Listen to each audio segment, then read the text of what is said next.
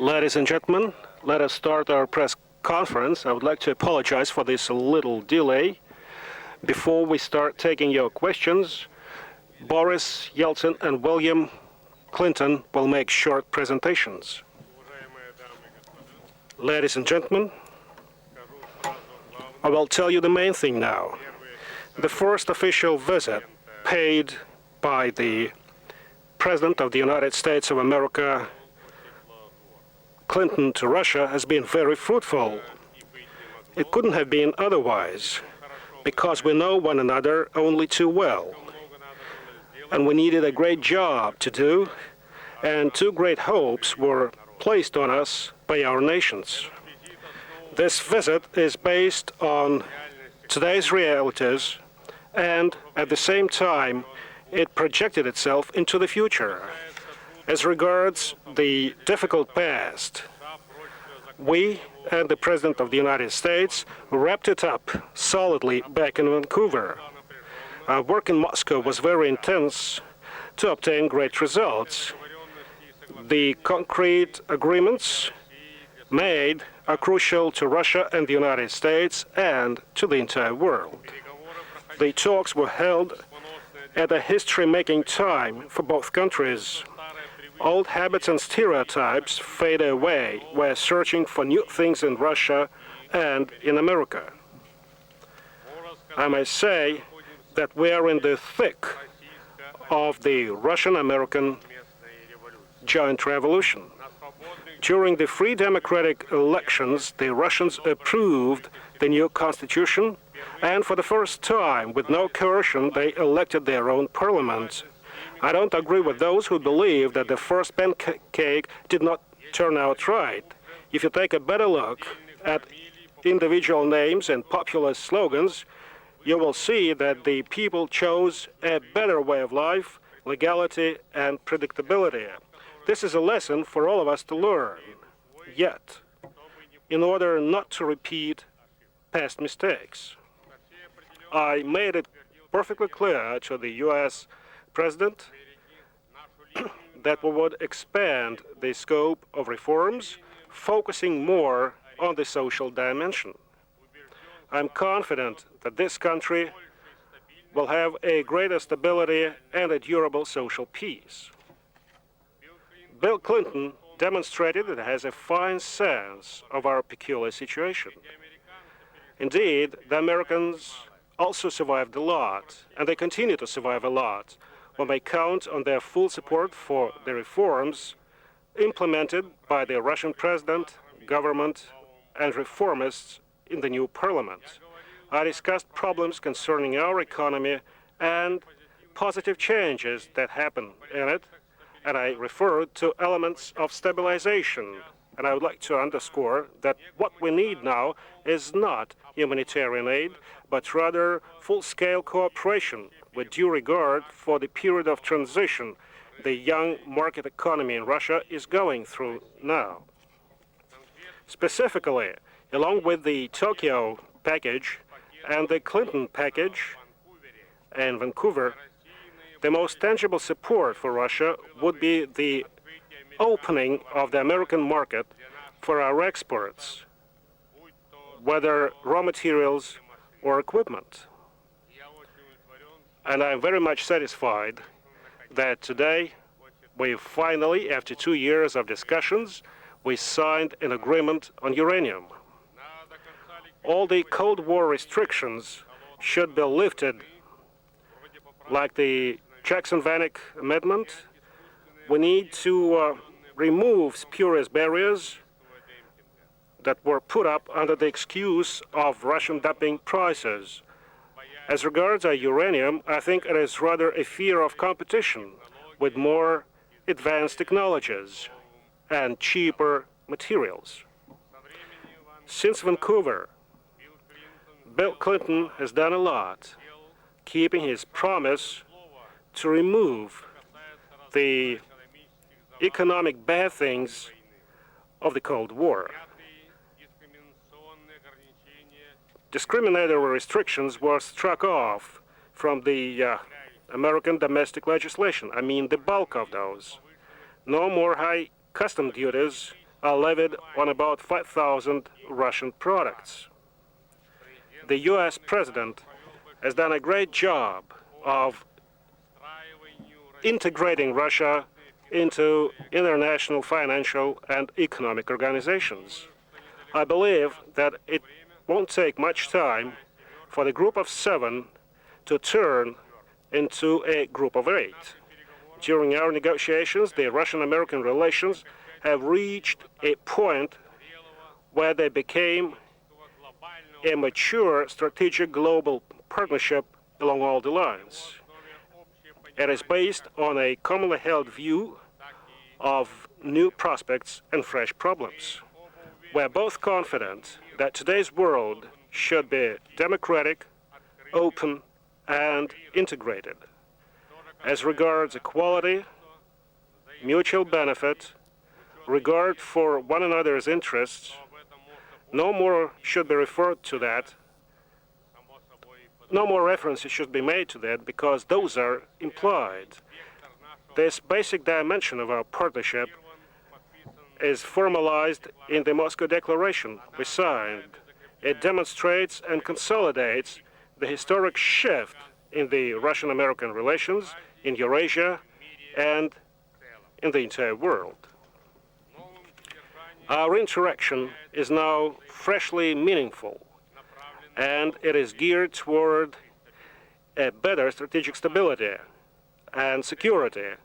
Thanks to that, over a few recent months, the world and our countries avoided quite a few traps and miscalculations. There is some progress made. Better cooperation in the areas of security and disarmament, peacekeeping, and promotion of economic transparency. The landmark step that we have finally made in Moscow is the package of agreements leading to the elimination of nuclear weapons in the Ukraine. I believe that this is a history-making document that was signed today by the three presidents. Everybody benefit from it, and in the first place, the Ukrainian people. The agreements reached at our three-party summit will save money, remove differences, and set a good example for other countries to follow. They are consolidated by the Russian-American Declaration concerning the consolidation of all mass destruction weapon non-proliferation regimes. And non-proliferation, as you know, is being called into question now, or is running a very serious test of strength. The U.S. President gave me fresh information about the Partnership for Peace concept that was approved in Brussels. This idea comes from the NATO, but there is some basic element of the Russian-American cooperation in it. This concept is a very important step toward building a security system from Vancouver to Vladivostok that would include the emergence of new that excludes emergence of new demarcation lines or areas of unequal security. We believe that this idea may prove just one of the scenarios for building a new Europe, just one of those. We will impart very specific cooperation in this dimension of cooperation, including the military area. Of course, we will keep track of other collective security structures in Europe, including such time-tested institutions like the United Nations and the CSC. I provided very detailed information to President Clinton about the integrationary processes that go on in the former Soviet Union, including our latest meetings or summit meetings within the framework of the CIS. You shouldn't be fearful of some neo-imperial ambitions. Russia is only interested in stability, and it takes very honest mediation efforts to extinguish the hotbeds of conflicts along its new borders. We are ready to expand our cooperation and coordinate our action with the United Nations, CSC, and the entire international community. It is too bad that the international community is yet to show great enthusiasm. It responds, but frugally, to our concrete proposals concerning either Abkhazia or Nagorno-Karabakh or Tajikistan. I believe that we will have a greater understanding with the United States of this very crucial issue. I raised the issue of human rights violations and national minorities, especially in the Baltics. No double standards should be allowed here, whether that happens in Haiti or in the Baltics. As a result, we adopted a very forceful declaration on securing human rights, and the President confirmed that he will take appropriate steps in making contact with the Baltics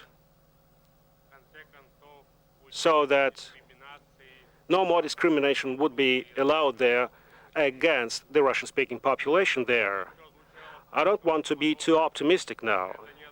This does not reflect the nature of our sincere and businesslike conversations.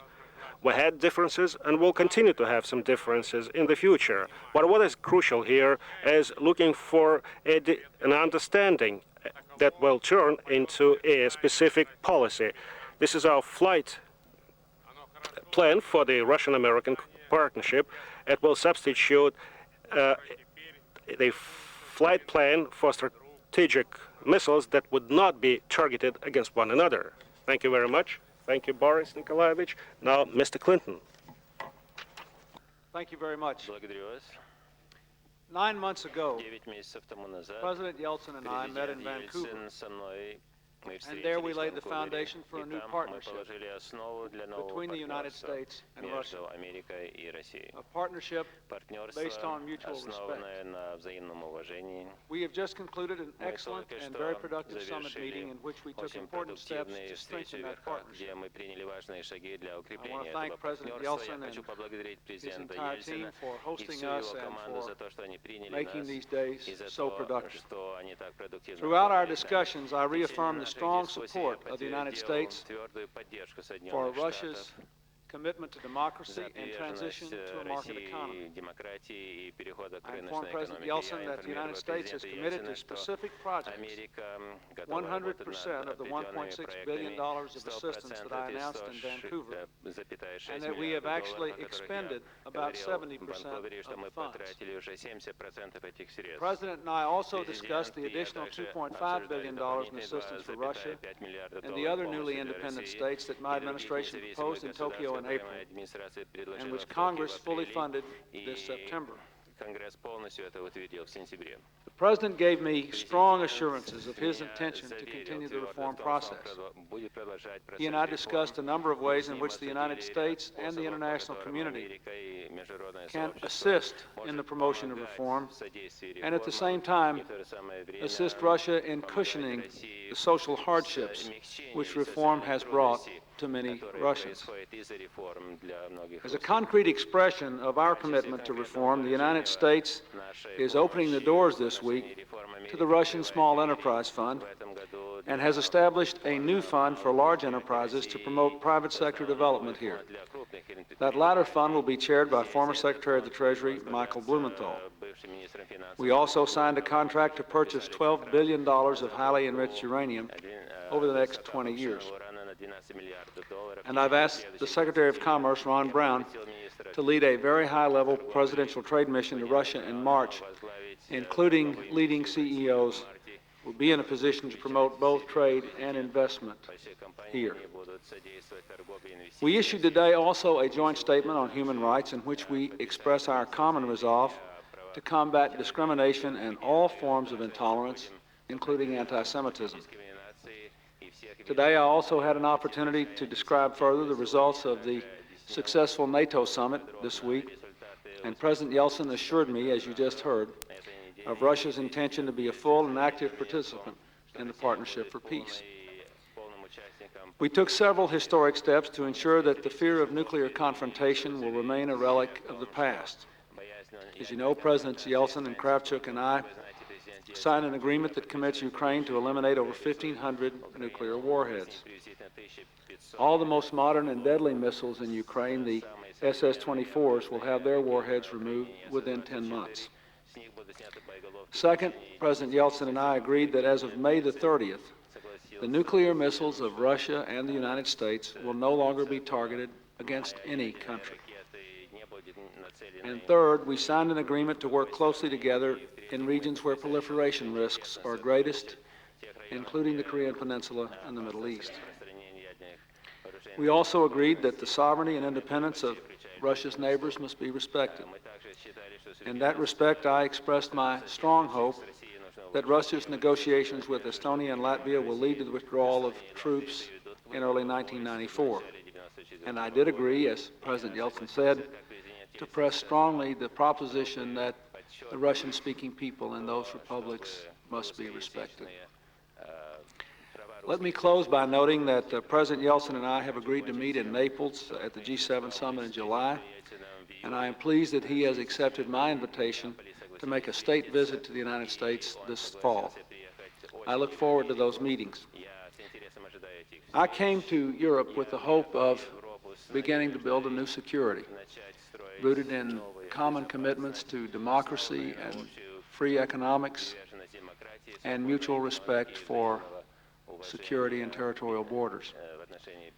I came with a dream that at the end of the Cold War, we might all be able to work together to have a Europe that is integrated politically, economically, and in terms of security.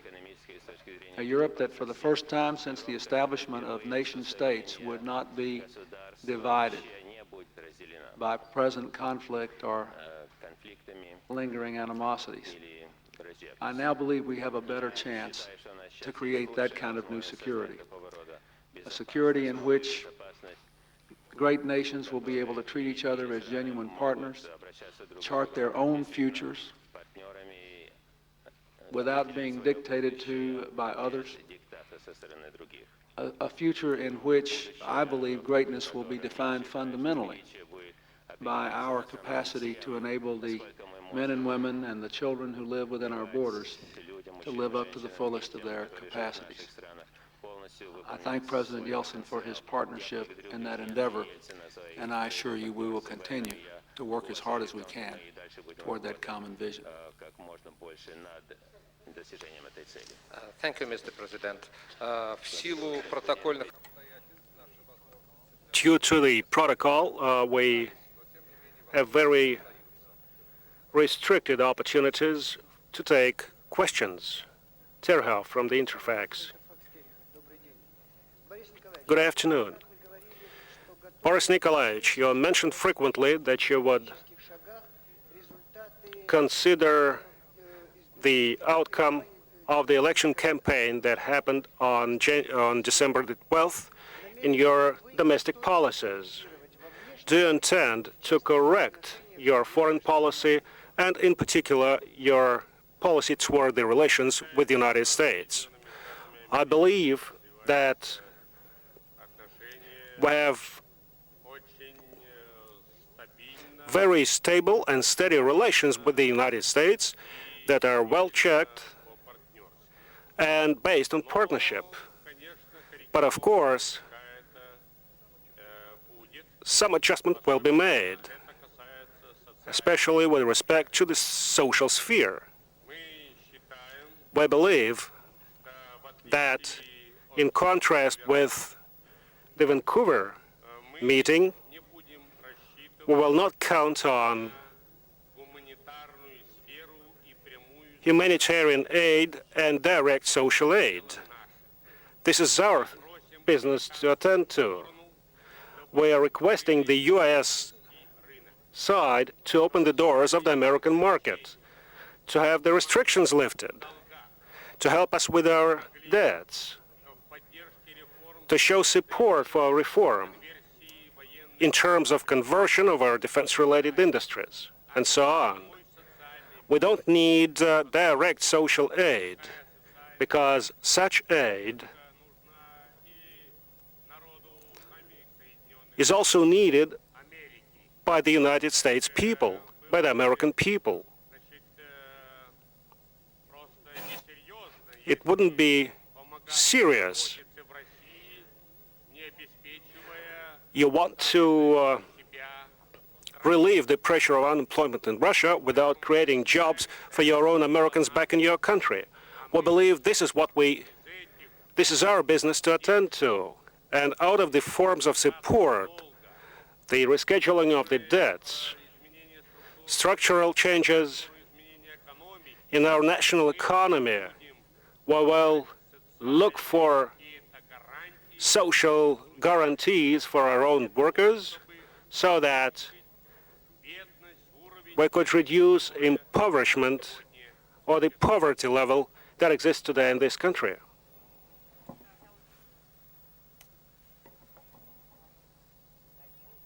Do you mean that you are going to retreat a bit from shock therapy and then go a little slower in order to improve the lives of... Нет. No.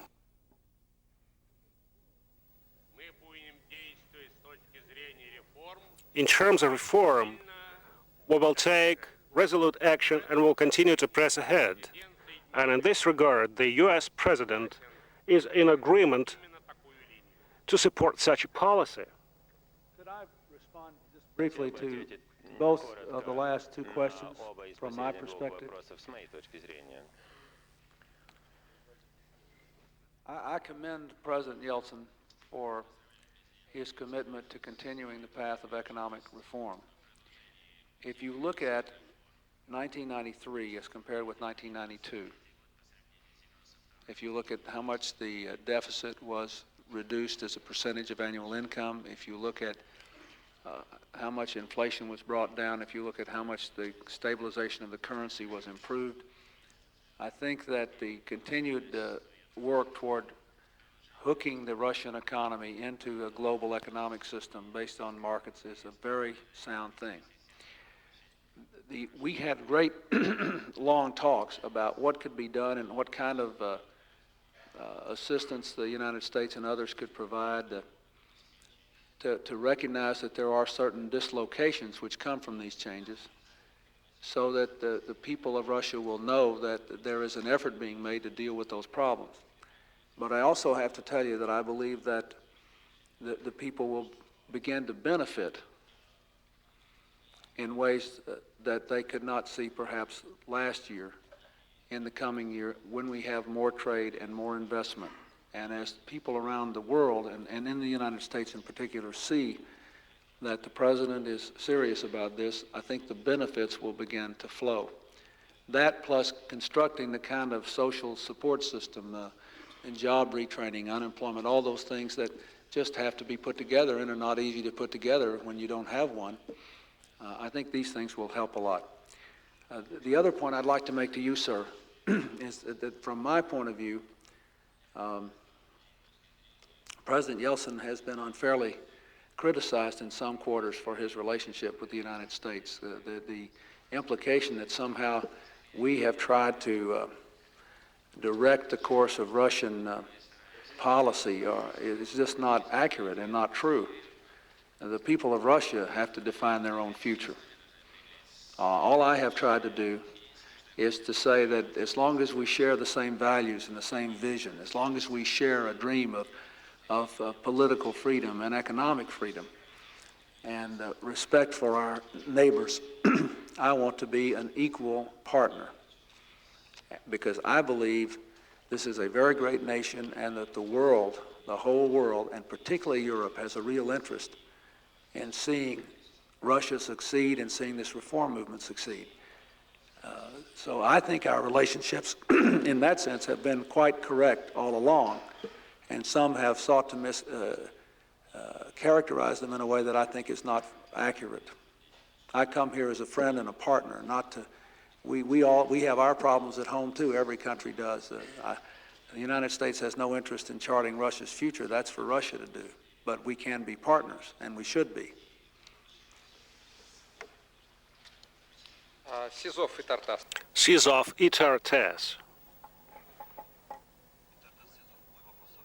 My question, and I refer it to both presidents. During the Brussels visit, the Russian party requested the United States and NATO to make a greater influence on Ukraine concerning strategic arms.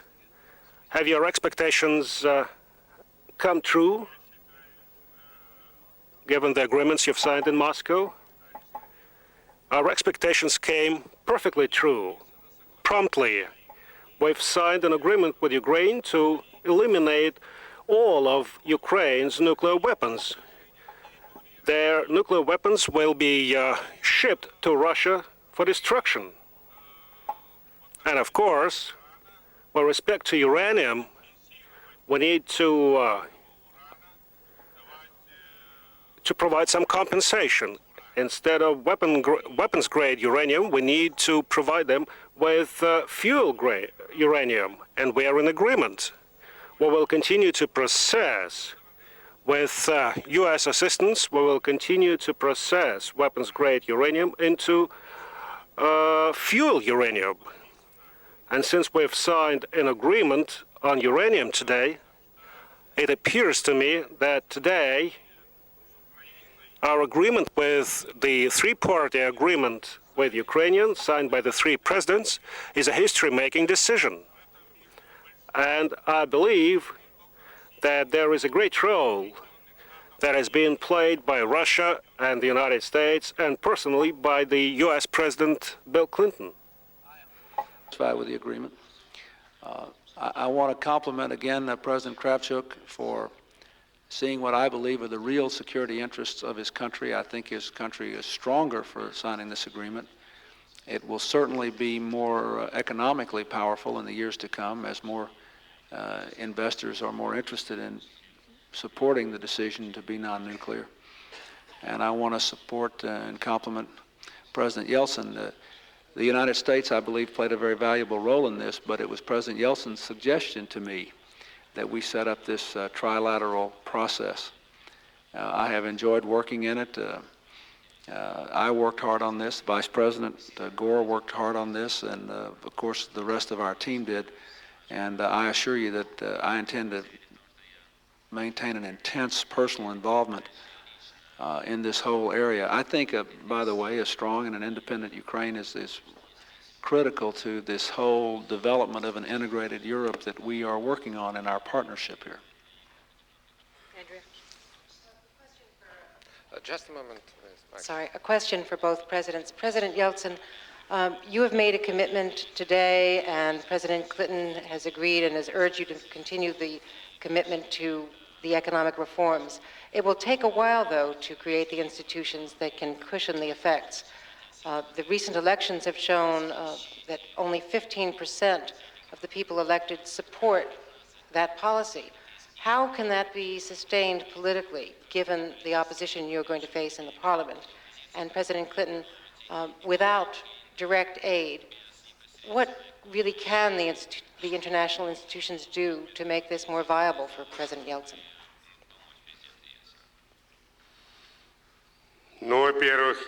Firstly, I disagree with your statistics. 15% of the Russians support the reforms. This is not the case. This is untrue. You should take a look at the results of the voting for the Constitution. The Constitution is support for the reforms. I'm not talking about individual people or voting for individual parties or blocks of parties. They voted for the Constitution that will decide the future of Russia and the future of Russian reforms. This is where the Russians made their choice. And they number about 60%. 60. Now, with respect to support from international institutions, we discussed this topic Incidentally,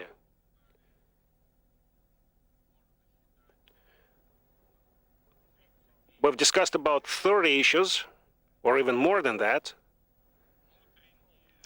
both domestic Russian issues and domestic U.S. issues, bilateral relations, international relations, and so on and so forth, security issues. There was a large host of such issues that we've discussed. I believe that the fact that we approved the Tokyo package and the fact that it is too bad that the group of 7 is not very happy or is very slow in implementing that decision, it is bad. Bill Clinton kept his promise he made in Vancouver. The first package worth $1.6 billion was paid. The second package, worth about the same amount of money, to be approved by the Congress, well, in 1994 and 1995, will be paid. And as regards a group of 7 commitments, or the big 7 commitments, I think the case is much more difficult here.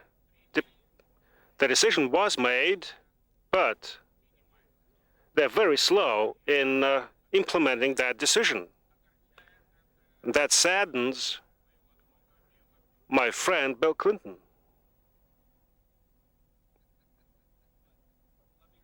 Question, because I think it's important to talk about what we are doing here. First of all, getting the deal on uranium is a big thing. You know, that guarantees a steady stream of commercial. It's a business deal, but it will guarantee some money flowing in here every year for a long time. Now, in addition to that, I have asked in my 95 budget for $900 million in aid. And that if you take that plus the $2.5 billion that in the second package for the entire republics of the former Soviet Union, but most of it will come here to Russia, there will be more than $1 billion in aid in each of the next 2 years.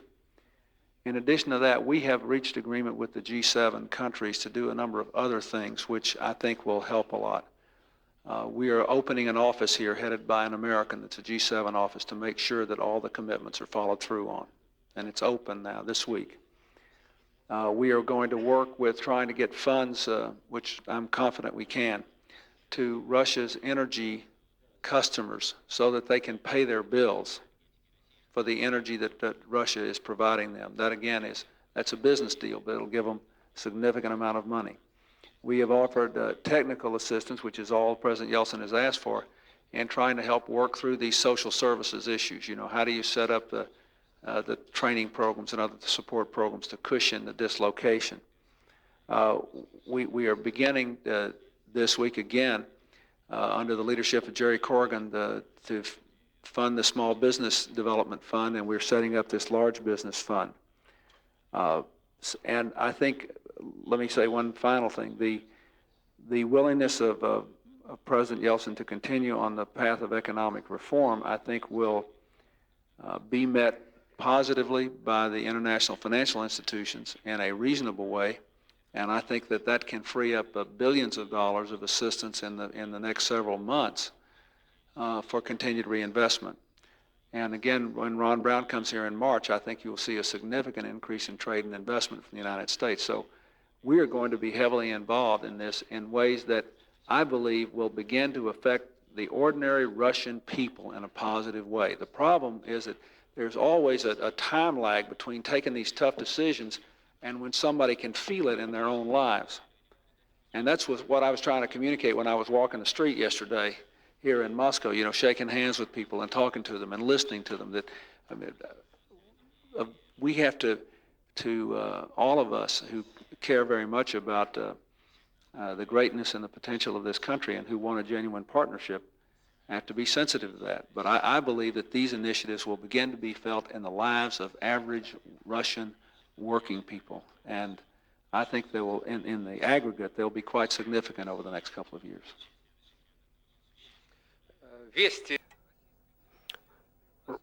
Vesti, Russian television, will have millions and millions of Russian TV viewers. Question for Boris Nikolaevich. Given the composition of the new parliament in Russia, do you believe that you will have some problem having the parliament to ratify our agreements with some Western partners? Maybe foreign policies will get tougher as approved by the parliament. Do you believe that you, as the president of this country, are in some difficulty in dealing with your foreign partners? I don't believe that this is the parliament that we have. This is the sort of parliament that we have. I believe our parliament is smarter, more intellectual, more experienced. The upper chamber of the parliament, I believe,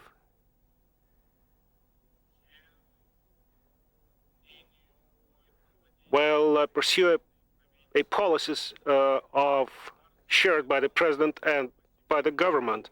And the State Duma, the lower chamber, will get to that with time.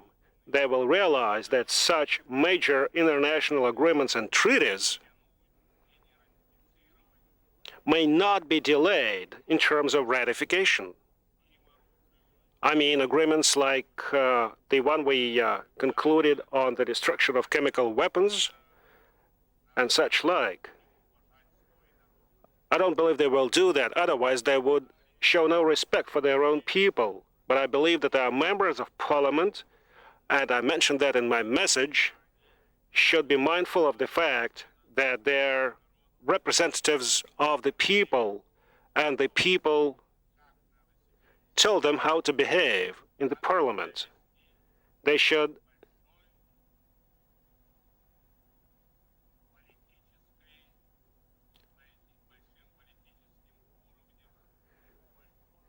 have a fine political sense. Of course, our parliament is very young, but I'm still confident that the parliament will proceed constructively.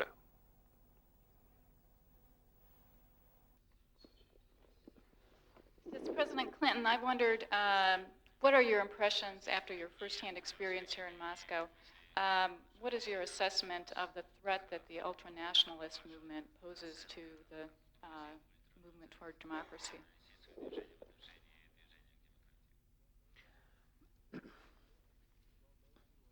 Well, those who are in the parliament are, after all, the product of democracy. And I think that there are two separate things here. I think we have to respect the democratic process. And in every democratic process, no one is satisfied with the outcome of all elections. I can testify to that. So, in that sense, I don't think they present a threat to the democratic process. Now, I think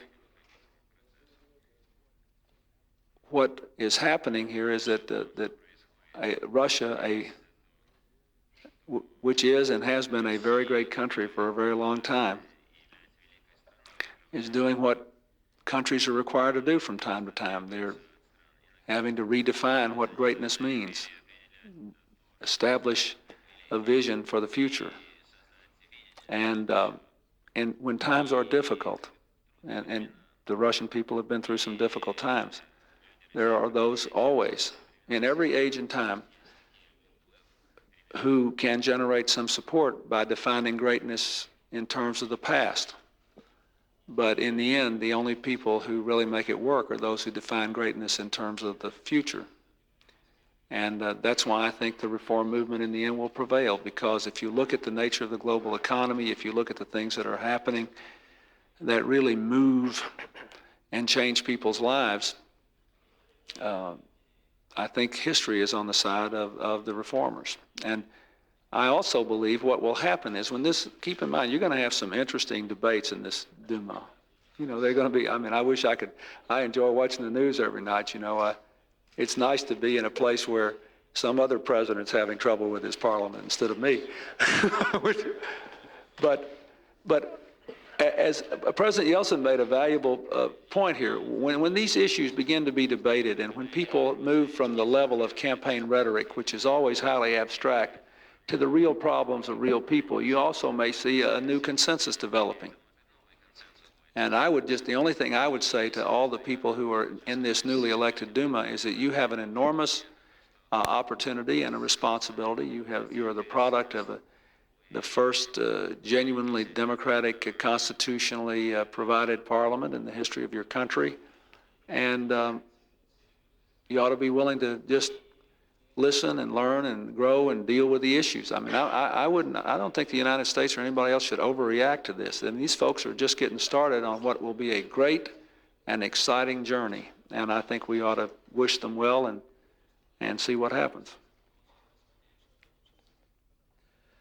Господа, Due to the protocol commitments, we have to limit the time of our press conference. Just one more question on the Russian and U.S. side. Russian information agency Novosti. I would like to get a more specific sense of your view, Mr. Clinton and Boris Nikolaevich. I'm talking about prospective admission of other states to NATO. And I'm referring to states there on the borders of Russia. Do you believe that Russia will join NATO sometime in the future, and on what conditions?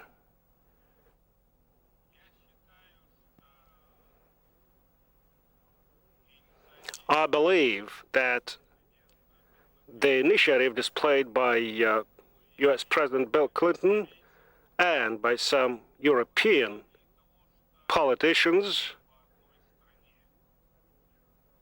in terms of not admitting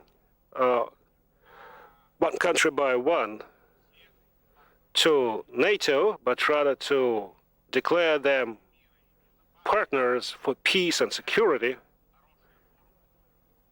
provides a very good formula, because we need to draw yet one more line here, because if you divide us in the black and the white, is no good. On the other hand, the time will come when Russia will be integrated and all the others will be integrated, but they will integrate it with one another in just one package, as they say. And this will bring security to everybody. But if you sort of dismember us, accepting us or admitting us one by one is no good. I'm against that. Opposed. That is why I support the initiative shown by the U.S. President with respect to the Partnership for Peace. The whole idea behind the Partnership for Peace was to develop a post-Cold War mechanism in which countries that shared the same commitments, in this case, a commitment to respect the territorial borders of their neighbors, a commitment to civilian control over the military, a commitment to joint planning and training and military exercises, that these countries could work together and could work toward eventual NATO membership if they wish it, and if that is the direction that seems best for security in the post-Cold War world. That is, the NATO membership plainly contemplated an expansion. But this Partnership for Peace is a real thing now. It's real now. We are we invited all the republics of the former Soviet Union, all the Warsaw Pact nations, and the other non-NATO members of Europe to be part of the Partnership for Peace. All were invited. All were told that this can also lead to eventual membership in NATO, but that our objective is to create an undivided, an united Europe, united around political freedom, economic freedom, military cooperation, and respect for one another's borders. For the first time in the history of the nation state, it has never happened before. So the short answer to your question is yes, this could happen. And I think we share that vision, and I think that we have a particular responsibility, the two of us, to try to work toward that vision. This will be the last question. Rita Braver from CBS. President Clinton, did you discuss the subject of Bosnia? What was the nature of your discussions? And does President Yeltsin agree with the intention expressed at the NATO meetings of launching airstrikes if the situation does not improve in Sarajevo, or in all of Bosnia, really?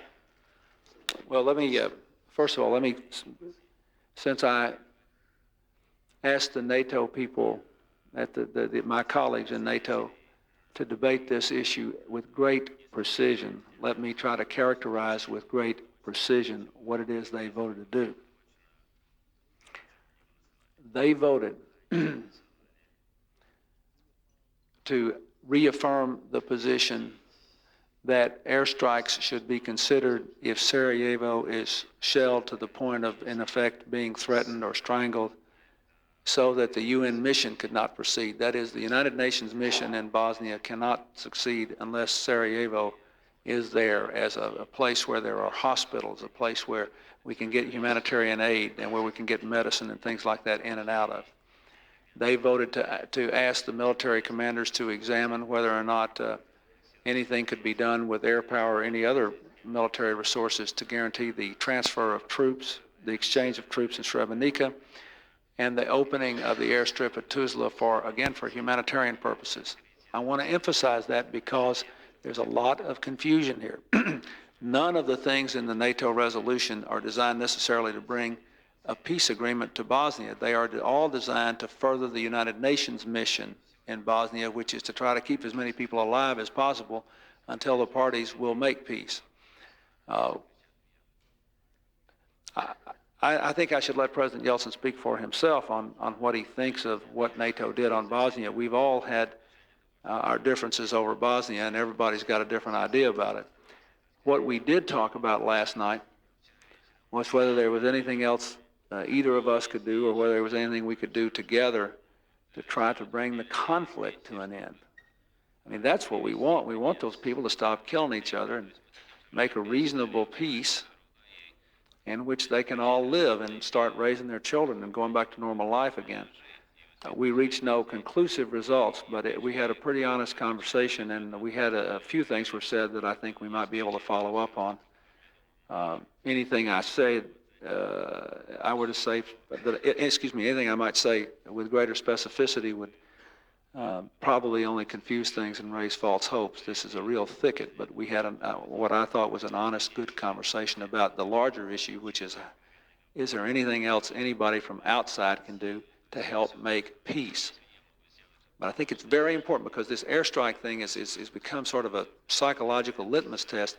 What NATO did was to list 3 possible areas of military action, all designed to further the UN mission, none of them pretending to ultimately settle the conflict. The NATO leaders said over and over and over again, ultimately the parties will have to willingly agree to a peace. So what I discussed with President Yeltsin was whether there's anything we can do to help bring peace. We reached no conclusive results, but we had the basis for continuing discussions about it.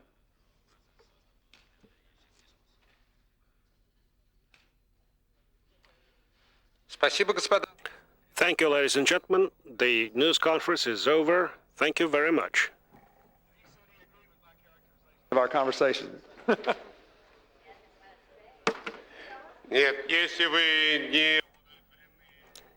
If you're not satisfied with the lack of my answer, you pose that question for President Clinton, not to me. But my view of the situation is that we've discussed that topic. There are some disagreements or differences. And I mentioned in my remarks that we do not have total agreement on everything. We do have disagreements. But what is crucial is goodwill and partnership. We need to arrive at common decisions, and I think we will arrive at one sometime.